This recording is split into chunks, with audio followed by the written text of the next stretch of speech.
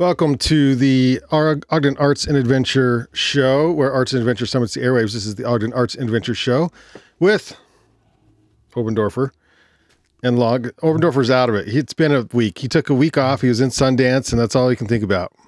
Now I'm back. It's just back to thinking about work. Back to the grind? Yeah, back to the grind again, making up for lost time.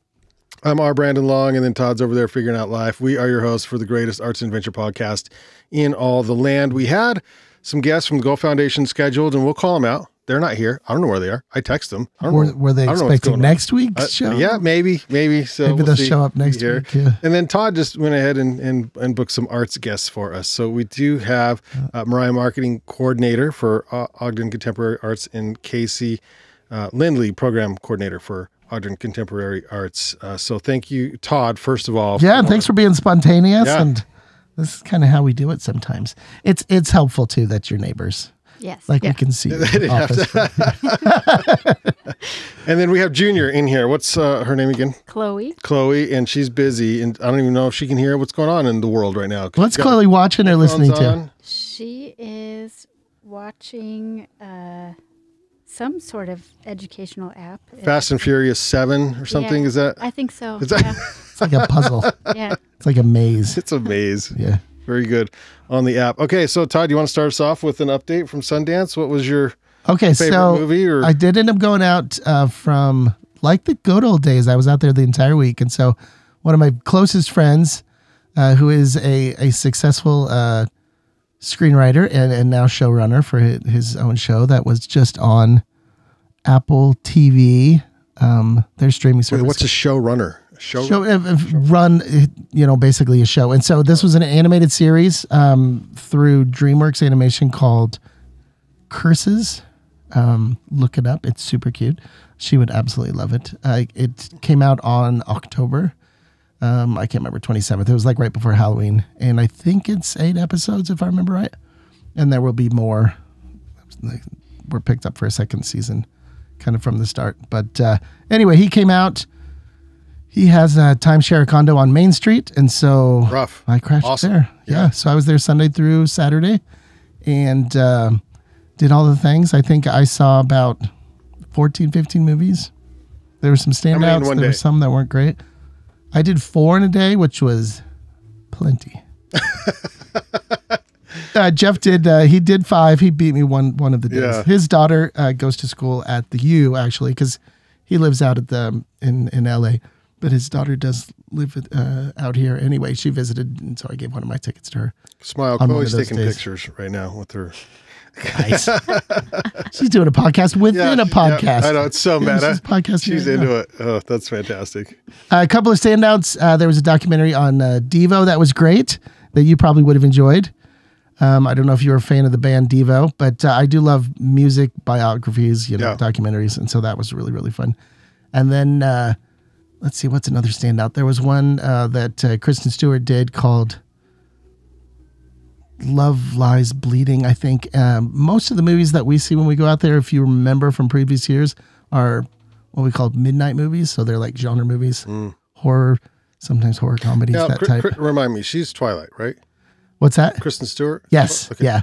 Okay. Yeah. But she's so beyond that now. She makes really good choices. Yeah. She's very, very interesting. Well, she didn't make a good choice with footwear because there's I know nothing about this. Tell me about this. I know this is all I know about Sundance is all the weird viral stuff. So she just shows her getting out of the car with like her bodyguard or boyfriend or something, and she's like high heels with the pants that are kind of long bell bottomy looking things, and like there's just snow everywhere in Park City. And there was no snow in Park City. Well, in the picture there was. It was like we didn't get one bit of snow out there the entire week.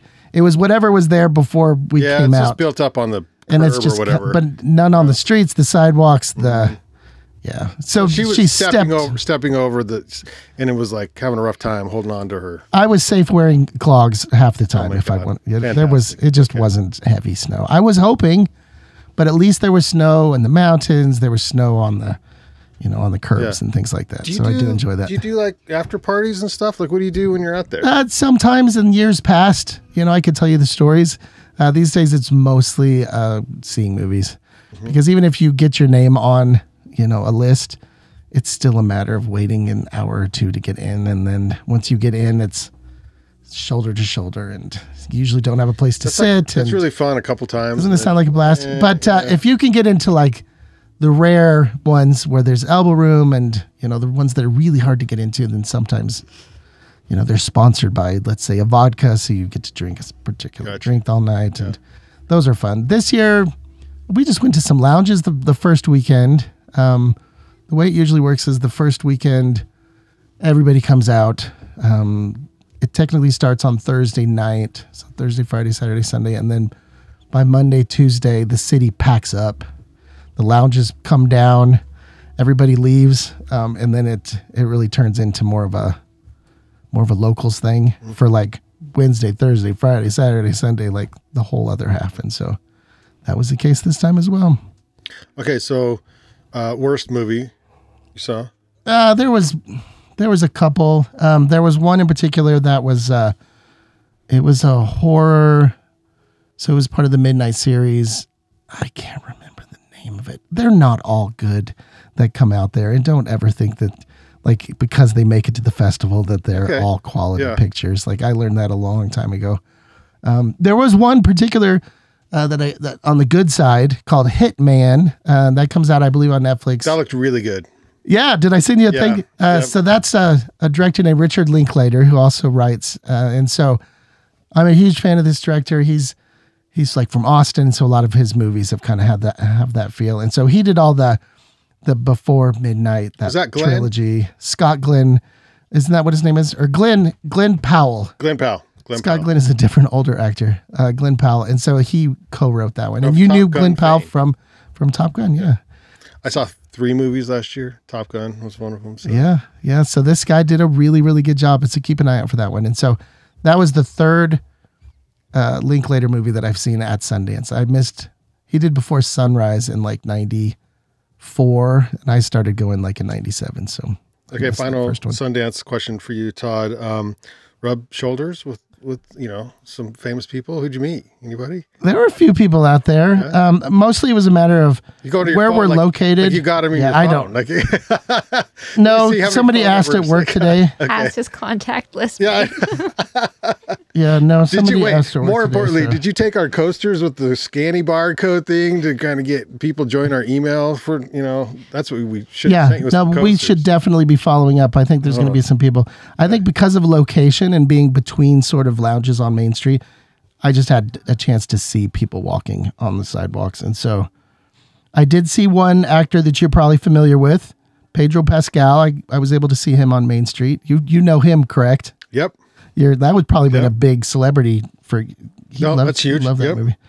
I saw Jodie Foster was out there. Do you know Jesse Eisenberg? He directed a film and he was in 2 movies out there. Lucy Liu is one of my favorites. She was out there.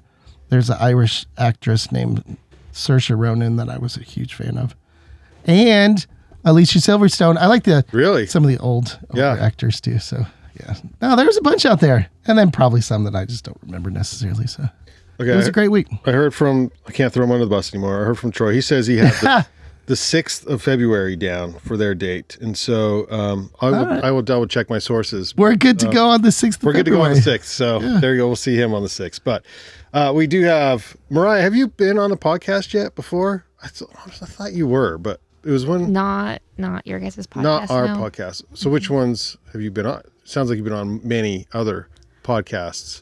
I was on like an old political show, like as a guest, maybe like 5 years ago, because I worked for the guy and he's like, I need to talk to you. I was like, okay. But yeah, nope. Okay. Well, so it's old hat is basically what you're saying. Yeah. It was a good experience, I'm assuming. So you're pro now, but in marketing. And so your day job, for OCA, and maybe you can explain that first of all, if someone's not familiar with what OCA is. Let's do that first, and then kind of tell us kind of what you do for the program. And when you started, I think of you both as newish there, even though you've been there a while. But that being said, you're probably, is there anybody newer since you? Yeah, so you're senior. The newest. You're the newest one? I'm the newest one. So when did you start? So I started as gallery assistant beginning of February. So I'm approaching like my year mark with OCA. Congratulations. And then I got asked by Vanessa to be marketing coordinator beginning of April. So pretty much right away. Yeah. And Todd says, and I believe it because I think I've heard other places, but Todd was one of the first places where it takes a year to learn what you're doing. So you're about a year in. I'm about a year in. Yeah. My job consists of a lot of emails, so much social media. So much social media. Yeah. Does it work? Or I mean, obviously you do it, so you're hoping it's doing something. But what's like the tactics you're using? Something that we're working on is consistency. Yeah. Good word. That's a good choice. Part of, I feel like the problem, at least with social media, the last little bit was Facebook keeps updating stuff. Meta took over, and they always have to fix something that's working, and that it becomes broken. But lots of posts. We have a really consistent newsletter. I design and make all of those. A lot of those look really copywriting. good, and I feel like newsletters now it's 2024, and I just feel like they're the move, man. Like this feels like you get more people see them, they open them. You see right there how many people see them versus social. I don't know. Every conference I have been to in the last, I don't know, half a dozen years or so, that is the number one way to reach your people is a newsletter still. And you don't want to overdo it. There's still a technique to it. So Banyan is once a week. How many times? What's your program there? 3 times a day. 3 times a day. No, we actually we're twice a month. Twice a month. Okay, yeah. We're twice a month. Our And members they're fully get loaded. 2. Okay. Because they'll get their member only invites for first Fridays. So 4 to 6, we have our members only. And then first of the month is kind of like the new exhibitions that are coming up and things like that. Second week of the month is more of like what happened, kind of a recap, the news, and kind of like prep for what's coming the following month. So Yeah, it's work. Copywriting, you said? lots of copy. What'd you go to school for? Graphic design.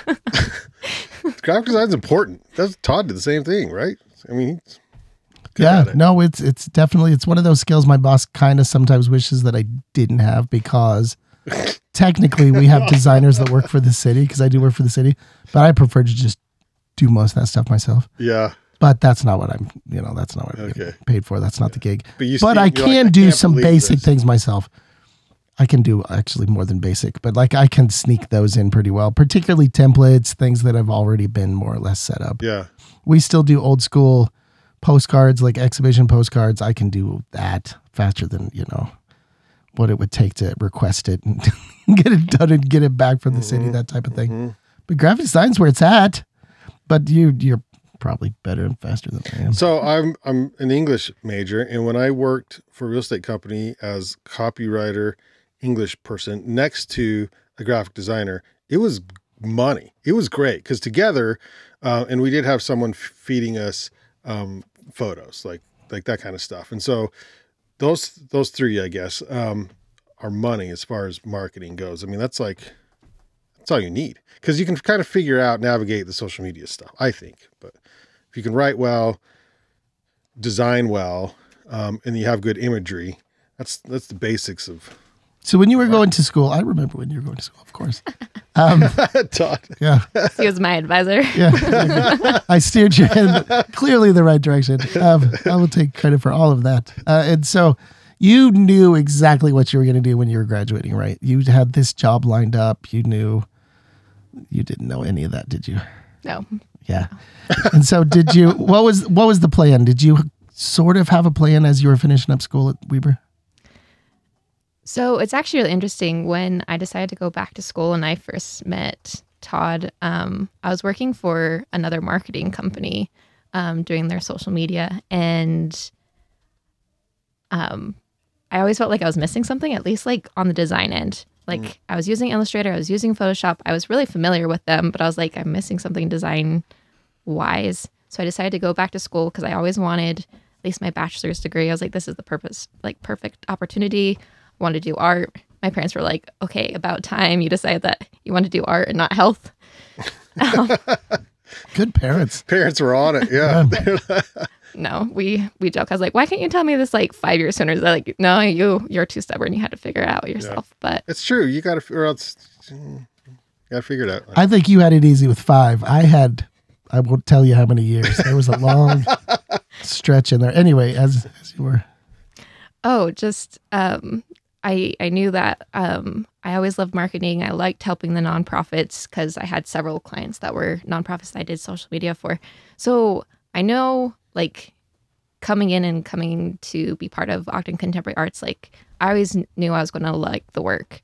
I like that I'm able to still work with artists. I'm able to be part of different like social movements and like help get word out about them. I get to design.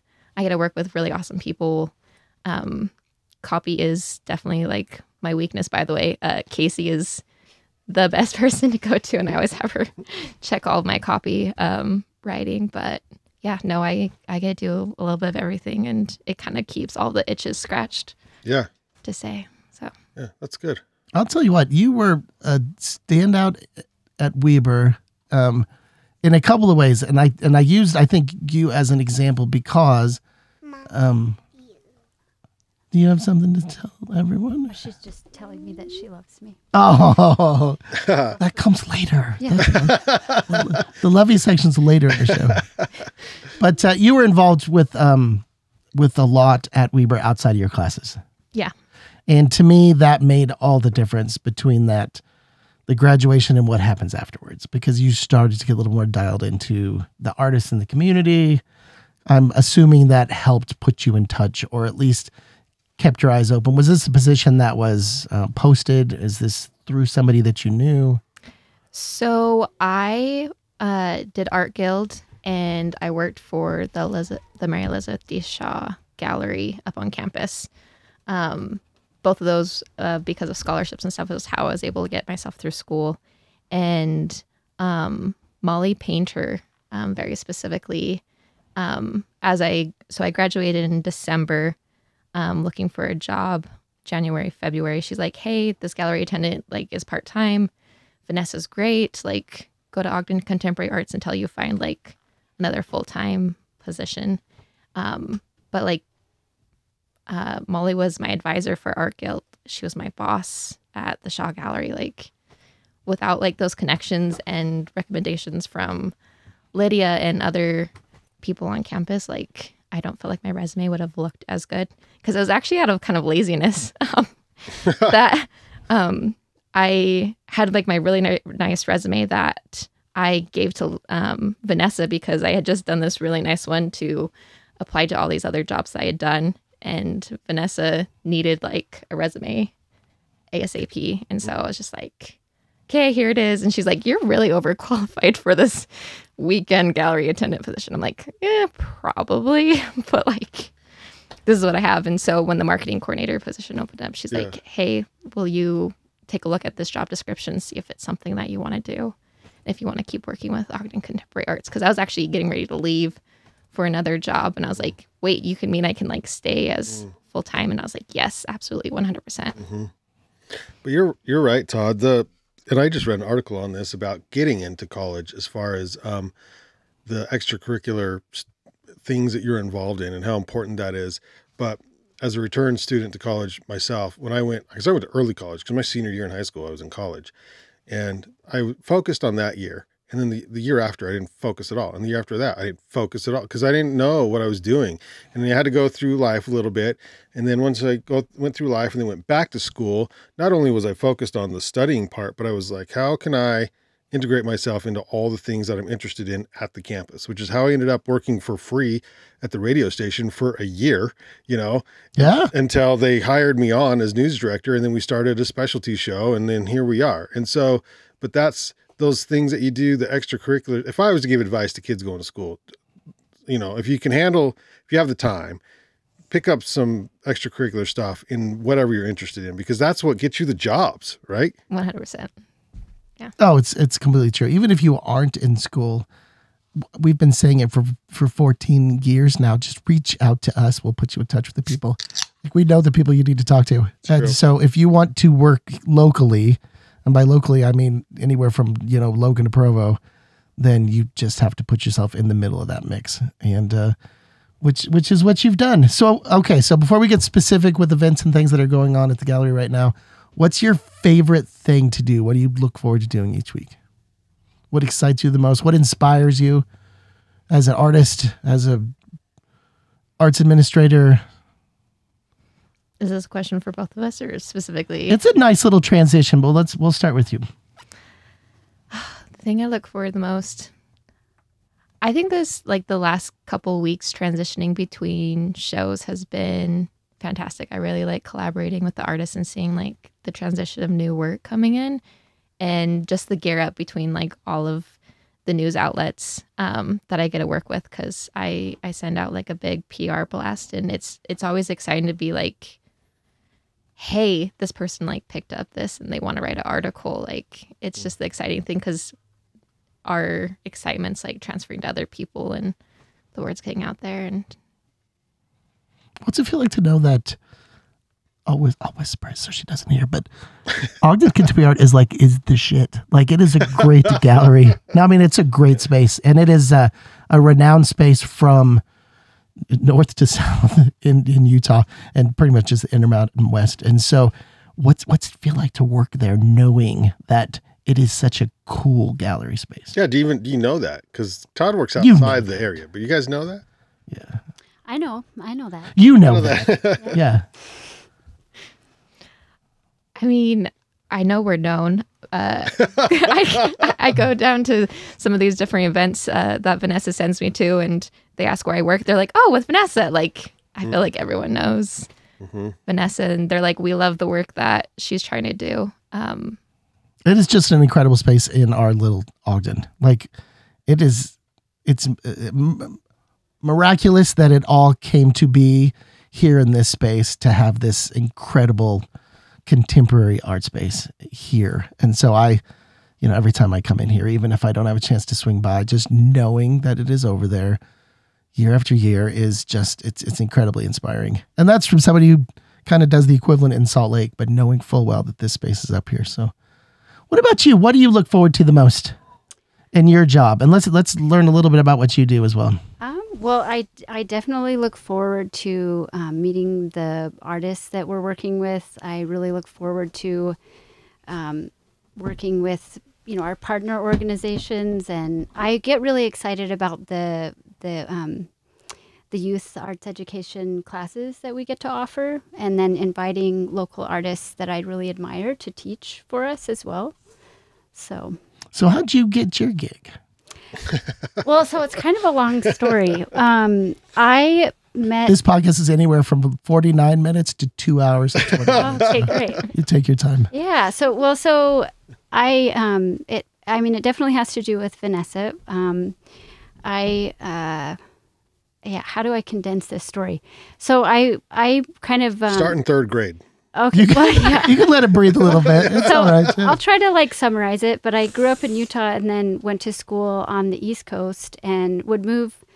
I would always come back to Utah because it's an incredible place. I really love the mountains and all of that. But so I had moved back after graduating from graduate school in Connecticut and was visiting family because my family lives here.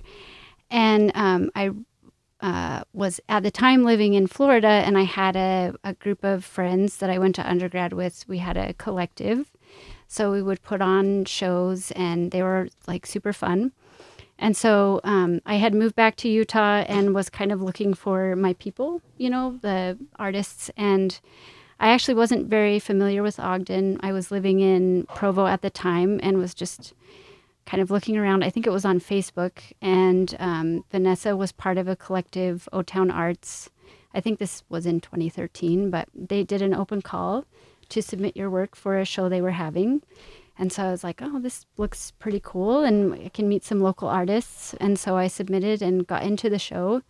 Ended up being super fun, and I was just really excited about meeting a lot of really cool artists from Ogden.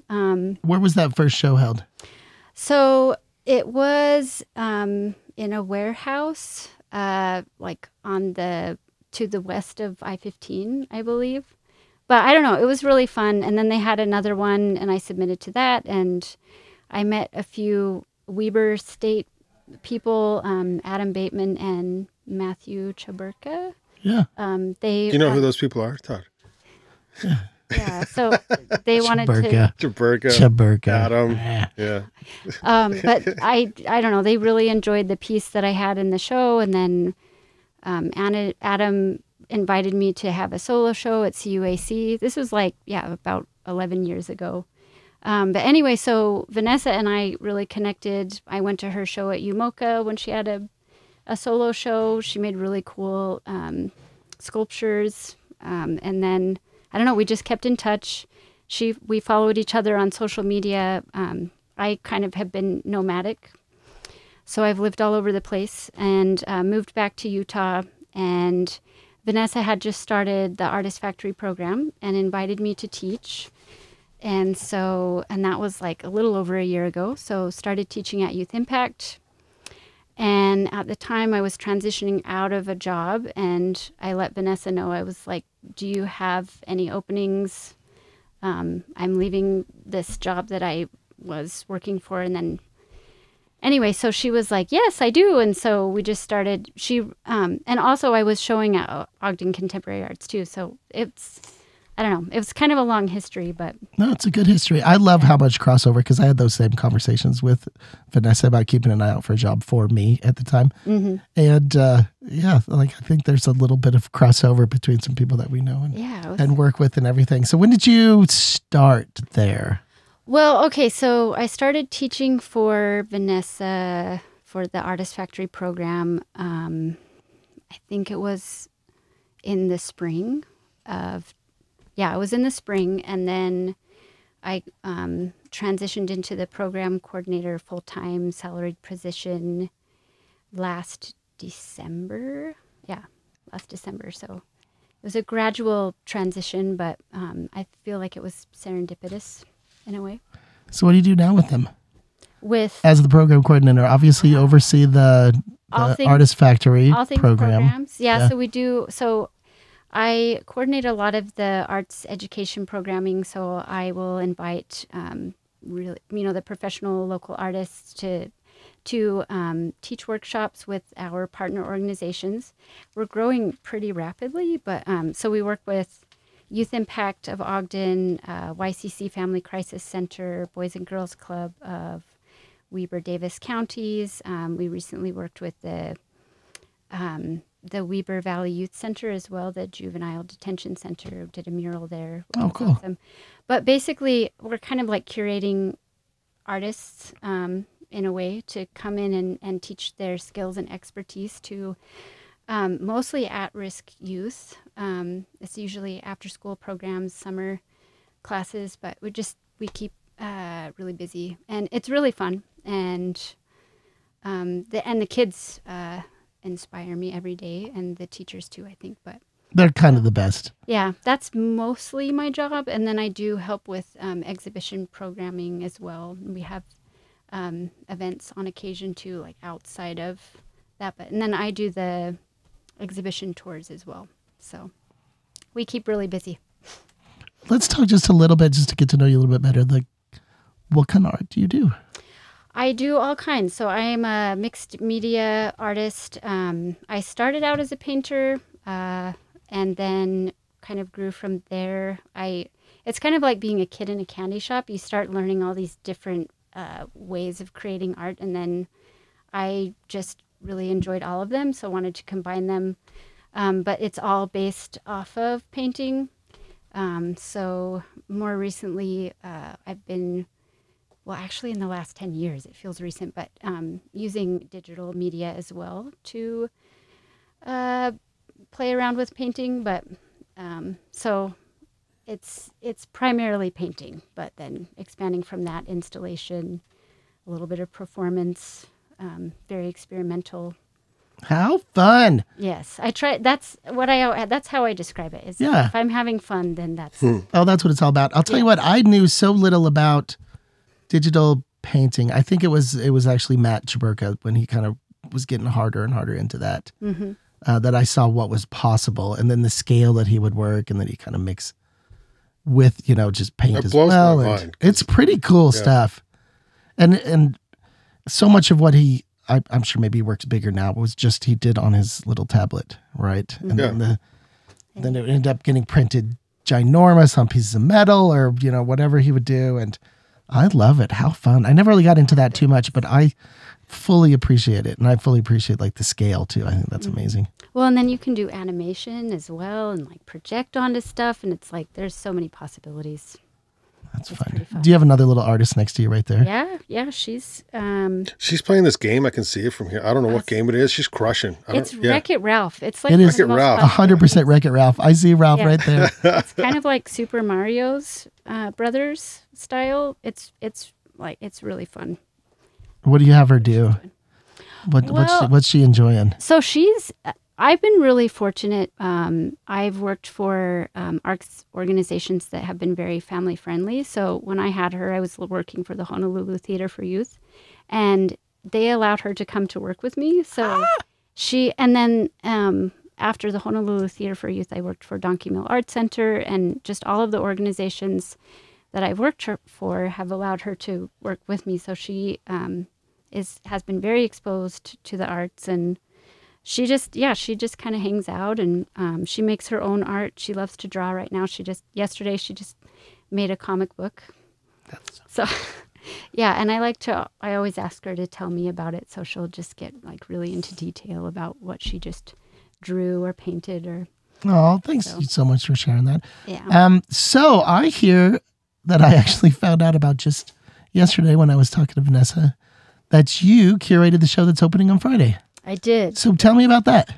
So this is our Artist Factory exhibition, our first one. We're hoping to turn it into a biannual event so that it'll happen. We can show more of our teaching artists because we're only showing 10 at the moment, which is Now in great. this case, is that biennial? Is that every 2 years or 2 in 1 year? Every 2 years. Every 2 years. I hate that. You have to ask every time. I know. Well, at 'Cause first, you at first I was like, we're going to do this twice a year, but no, it makes more sense to do it every 2 years because of our exhibition schedule. Sure. So this one will be 3 weeks, but I think this is kind of our pilot project. So I've selected 10 artists that have taught for us or are still teaching for us. And then we're showing a lot of their students' artworks as well. So it's kind of like a nice survey of the artists that are teaching for us and also the work that the students are creating. So they're like transferring their knowledge onto the students. That's so cute and so perfect. How much of the gallery space are you using for this show? So the 10 artists, teaching artists, are showing downstairs, and then our young artists are showing upstairs. Shut up. Oh my gosh, see the whole space. That's amazing. Yeah. And so they'll all be here on Friday, I hope. We've invited all of them, so as many as who can make it. This is a big deal. You get kids into a gallery space like that. Yeah, they're excited. They wear their best t-shirts. Yeah. Yeah. Yes. That's going to be so much fun. So when did you start putting that together? Well, so this a few months ago. So really, it wasn't. I think it was like 4 or 5 months ago. September. Yeah. So we're learning as we go, and after this, I'm certain we're going to continue and make it biannual. So we'll have more time to prepare and plan. Actually, curating the teaching artists' work was really easy, but the students' work, having to, because we want to get parent permission and things For like sure, that, yeah. students' names. I had a hard time just getting, I did the first cycle back when it started, and just getting photos was hard sometimes Yeah. because they would just grab the work and run like Yeah. at the end of the time. Yeah, so I think what we'll do is we'll just prepare everyone early on and say, hey, we have this biannual event. And, if you want to be part of the exhibition, then we're going to, we'll set it up so it's relatively easy. But right now what we're doing, because it was really hard to get the kids to take this submission form and bring it home and bring it back, we're organizing it in a way where it's artworks per workshop. So we don't have individual student names necessarily. But in the future, our goal is to get, to get more participation in that way. Brandon, you know how hard it is to get like adult, grown-up professional artists to turn things in on time?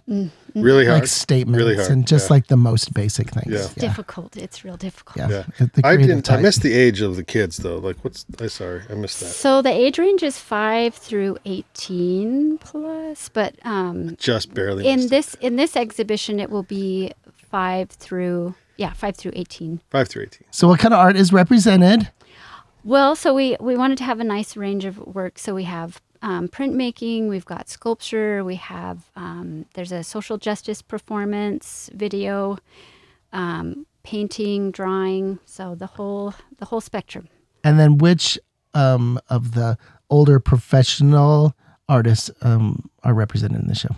You want me to name all 10? Do you know? Yeah. So there's Jorge Rojas, there's Samantha De Silva, Inez Garcia, Douglas Tolman, Joshua Graham, Nancy Andrick Olson, Rebecca Pletch, Jeffrey Hampshire. Who am I forgetting? Color. Color Mish. I'm a huge fan of her work.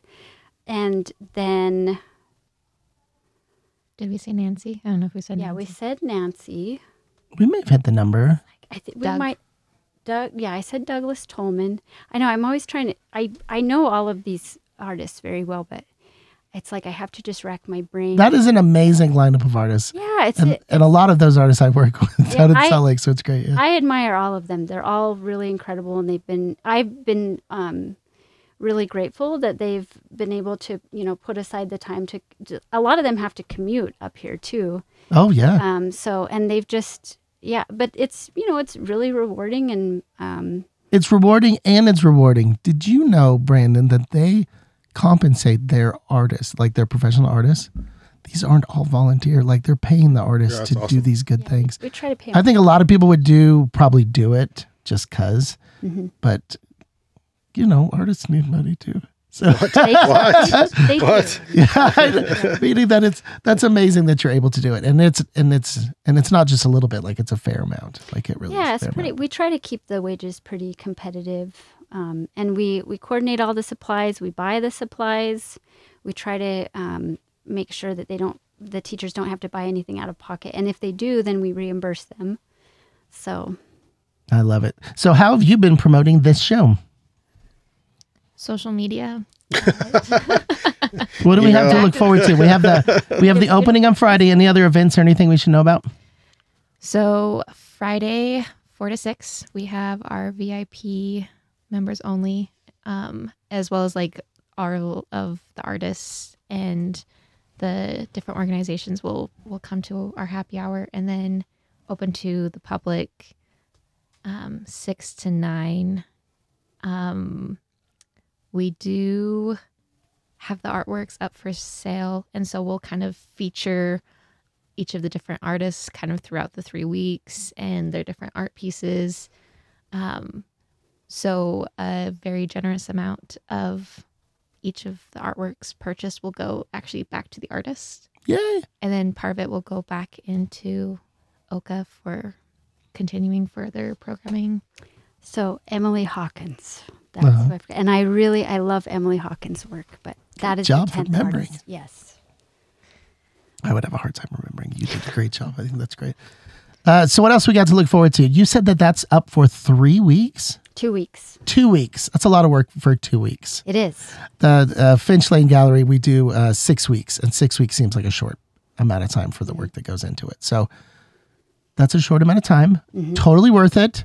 Yes. Particularly if you had a pocket of a couple of weeks and that you needed filled. And so I think that's an exceptional way to do it in a short amount of time too, which I think we've all done as well. Just that quick little let's get something in here type of thing. And so when you say the artwork's for sale, from the professional artists, from the kids, are they selling their work? Yeah. So what we're doing is most of the professional artists' artworks are for sale. There are a few that aren't for sale because they're not ready to part with them. All of the students' artworks are for sale, and we're doing it on a sliding scale to make it more accessible. So it's similar to what you folks did at The Ducks, yeah, which I love. which was a hit. Yeah, That because was I great. really liked how it made it accessible. So we're thinking we'll have a minimum amount. So it's like pay what you can or pay what you want. And so with the students' work, but with the artists' work, they do have a set amount. I love that you're selling the kids' work. I will 100% buy something. Like, there's not even a question. I'm definitely. I can't wait to see it as well. I think that sounds like so much fun. Do the kids price it at all, or are they just? So that was the original goal, but we Yeah. didn't get those forms back. So Okay, yeah. in the future, yes, when they officially submit, then they can set their price. Okay. Everything is the price of a PlayStation or an Xbox Oh or, yeah. Let's see. I need or whatever the next little thing is. Yeah. Yeah, that's Help them think fantastic. of the surveys that we take, and like you ask them how they feel about something, they'll just like put like this like ridiculous amount. So they'll just be like $1 million for. Oh, 100%. I can see a lot being marked at $1 million. Yeah. I think that would be amazing. So, I think for a price, they could just draw a picture of something. Yeah. I think that'd probably make as much sense. So what do you got after that show? Because that's just a couple weeks away. So then our artist in residence is going to have his show up. And the other cool thing about First Friday is he'll have an open studio. So folks can also come in and meet him and talk to him about what he's working which I met him. You did have a chance to? I haven't yet. Yeah. What's his name again? I don't know. But I because we were talking earlier, I have terrible with names, but I did meet him. I've practiced it, and I don't know if I'm going to pronounce it correctly, but it's Luis Alvaro Sajion Nuno. Yes. That's why I don't know. Yeah. It's But we'll try to set up a time to chat with him. Yeah. Because I would like to do that while he's out here. I think we've chatted with all of the artists in residence so far. So and they've been keep the streak great. going. So props to OCA. They've been really fun, really good, and really, really, really good at reaching out to the community and embracing questions and being out there. Which Really is so part of integrating it. themselves. Yeah. They kind of Yep. become Ogdenites there for a little while. Yeah. I don't know how much that has to do with them and how much that has to do with our community and our community being welcoming and just And the selection process as well. That becomes a big part of True. decision making, where it's just like, okay, tell me what you're going to do when you come out here. Mm-hmm. I'm not saying that's what Vanessa did, but I do know that That's pretty accurate. when we were talking originally about the artist residencies coming through, where it's just like, okay, this is something that is important to us at OCA, and so we're going to make sure that you do this thing. So, and I think for the most part, they all want to as well. So I love that. All right. Holy smokes. Do we miss anything? I don't know. There's a lot. Do we cover all the bases? Anything that we should chat about over the next couple months that we... Tea ceremonies? We do. So Luis, part of his community outreach is he's doing these tea healing ceremonies. So, Do you know what that involves yet? yes. So there's 3 dates. I don't- There's 3 yeah. dates set. It's the 3rd of February, the 10th. I think the 8th was the other one. Is that a Saturday? I think they're all. 10th is the Saturday, right? Okay. I think so. Keep that back in my head. So a person selects this time. We have gotten a few donations for people who aren't able to afford it. They can select a time and have it paid for by a sponsor. But you go in, you have about an hour with him, and he performs this healing ritual with like special herbs, very like relaxing. He's transforming his whole studio space into this botanica kind of a space. It's very, I call it Luis. It's very much like his, he has his brand on it 100%. And I think Braden and I, we're going to have to set up a time. I think we need I'm into a healing you know ceremony. I was a massage therapist. I'm into this stuff. I know how to do this stuff. Oh, I would My 100% world. be down for this. Yeah. I need a lot of healing too. So that's all you get is what I see. You block off a portion of the day. Oh, that sounds fun. So that's already playing out 3 different visits. yep, Okay, perfect. our website has all the info. Go to our homepage. All right. So one last question, and then we'll see if Brandon has anything for you.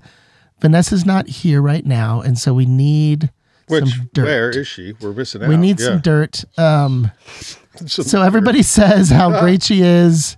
She's funny. She's sweet. She's kind. She's a good boss. But behind the scenes, come on, give us something. Come on. Give us something. I personally think Vanessa's brilliant. Oh my gosh. I It can't just say continues. I can't say enough about how awesome I think she is. So. She has done such an incredible job. But tell me, you got something. You have anything? No, she's pretty perfect. Like, she's my boss, Todd. What is she? She's pretty legit. She's got a sense of humor. Oh, I was hoping I'd find something. But this is what happens when you have a really good boss. You cherish them and you do a little extra for them. There's no question about it. Mm-hmm. I definitely have that now, and I would probably be in the same position where I'd be like, yeah, they're pretty great. And they have my back. I think that's the biggest thing. I think Vanessa seems to have everybody's back. She does. Which is kind of the greatest thing. So, Mm-hmm. Anything you're looking forward to the most? We're still towards the beginning of the year coming up. How far out are you planning? Oh man, we have so many exciting shows coming up. Other Side of the Tracks is one of them. Just did a big transcontinental railroad research trip. The show is going to be incredible. Did you go on that? I did. You I got to stinker. go on it. Right? Did Yeah. you go? I was here when they were here in Ogden. Okay. I was so jealous. Cam went out there. I know Yeah. he was part of that, and Jorge was on there. Yeah, and- Jorge. Yeah. That's his brainchild. It's also And was great. Paisley on that? Yep, she was. She's amazing. Yeah. So when's that? Is that in the spring, summer? It's in May. it's in May. Okay. After our artist in residence exhibit. So it's going to be so good, you guys. You're going to be so excited. Yeah, I don't even know what it involves. I just know Good. that it was involves all inspired the by this amazing things. trip. Yeah, it's going to be. I'm so excited. Okay, that's fantastic. Yeah. Kelly's coming back to curate a show Yeah. in August. It's going to be different. We're doing furniture. Nice. I like that. That's kind of right up her alley as well. And then our statewide annual. So Mm-hmm. our year is booked. The statewide show is coming back here again. Yep. Interesting. I don't know if I heard that. I probably did. I know sometimes they choose different locations each time, but they loved you so much. So wait, But they're coming back Gallery again. World is a year ahead? Is that right? 2. Yeah. 2 years yeah, ahead? Yeah. Oh, I didn't know that. Is that you're 2 years ahead? Yeah, Todd? I'm booked through through the end of this year, and then I'll book 25 in like April. Wow. So yeah, year and a half. I'm probably closer to a year and a half. But you guys are booked through 25? Just about. Yeah. I think That's we have crazy. at least half of 25 set. Yeah. So I know we've got a ceramic show coming up too. I don't know the specific dates, but That NCCA show, the big. I believe so. Yeah. Yeah, we're going to be using Finch. Okay, too. so advice, like if someone wants to be in a gallery, what do they have to do? Like where do they go? Like how does it work? What are the steps? So most of our exhibits, we invite curators in. So right now, you'd have to get curated into a show at OCA, except for we have the statewide annual. So then you can apply that way, and then they have jurors, so you can be juried into an exhibit at OCA. So that's how we're doing things right now. Okay. And we do a selection process, so you just have to plan enough ahead. Mm-hmm. That's just the biggest I feel thing. like is we that you should do turn have this to. space, Banyan space, into like some sort of gallery. Todd, could you I feel like figure that out? the Banyan studio is like a gallery space as it stands now. It is very different from anything else. We in do the have some of Monarch. your art on the walls. So some of my art, I guess, of photos, I guess. So yeah. I think this Also- whole space Also is. teach for OCA, and then you'll get curated. But there you go. Yeah. Okay. All right. See? Pro tip. Really good advice. I like that as well. Yeah. Yeah. Good question, Brandon. Thanks so much, ladies, for coming on. And I guess it was last minute. Todd, thanks for. Hey, I Booking. didn't do anything. Thanks for being I spontaneous. screwed up my thanks for having schedule, us.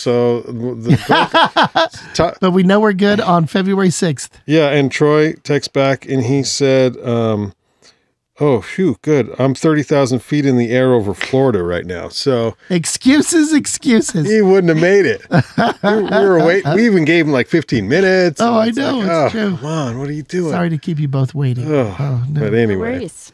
I do have a little bit of outdoor adventure news. I mean, Nordic is open, by the way. I think I mentioned that last week. Just want to support you guys. Should support Nordic. Banff Mountain Film Festival World Tour is February 16th, 17th, and 18th at Peary's Egyptian Theater. That is not the same film all 3 nights. All 3 nights are different films. And so those of you who are interested, Lots of times, Todd, I think we've gone all 3 nights, a couple of years. By the 3rd night, I'm about done. So It's a lot of films. yeah, it's a lot of But films. it's the demand has allowed a 3rd day, which is exciting. True. Yeah, that's a good point because it was 1 day and then it was 2 days and now it's 3 days. So that's a big deal. That is a fundraiser for the Snow Basin Ski Team, which after van sessions on Friday, I'll be up at Powder Mountain emceeing a race for the Snow Basin Ski Team Saturday and Sunday, and then the next weekend as well. So Banff Mountain Film Festival World Tour, put it on your calendar. Anything else, Todd? Do you have? Friday night is first Friday, the gallery stroll, but it's also a new van sessions. And so I was going to give the lineup, which hopefully the bands aren't listening because I have to look up and remind myself who's coming. Do you know how many times I have to look it up? Because I don't ever know. And then, So it's not just you know, right, thanks. people always ask, who's playing? I'm like, oh. Yeah, we just talked about it just a few I'm minutes glad ago. Todd posted on Facebook. Otherwise, I wouldn't remember. So Yeah. that's where you're going, probably. For all the bands and musicians that have reached out to me, thanks for your patience. We are booked through July, August, and so I want to get everybody on the show. So thanks for your patience. Like everybody.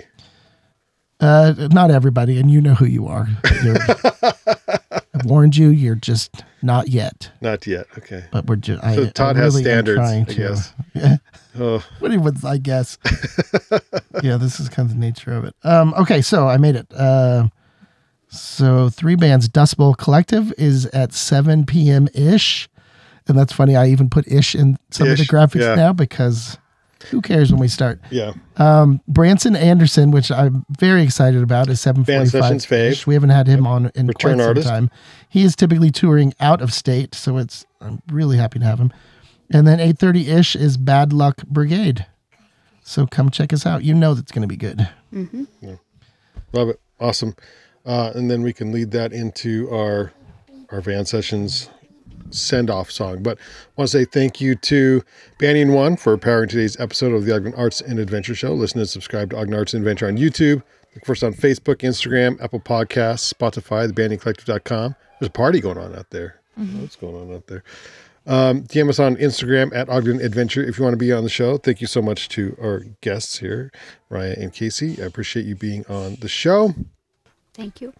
This week's Outdoor Jukebox, Effigy from OrcaMind. These guys, this band is a trip. I love it. Trip is good.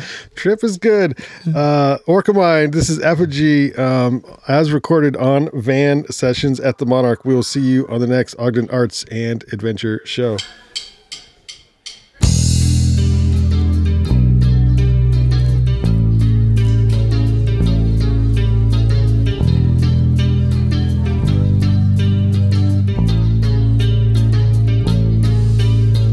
This is not what I remember.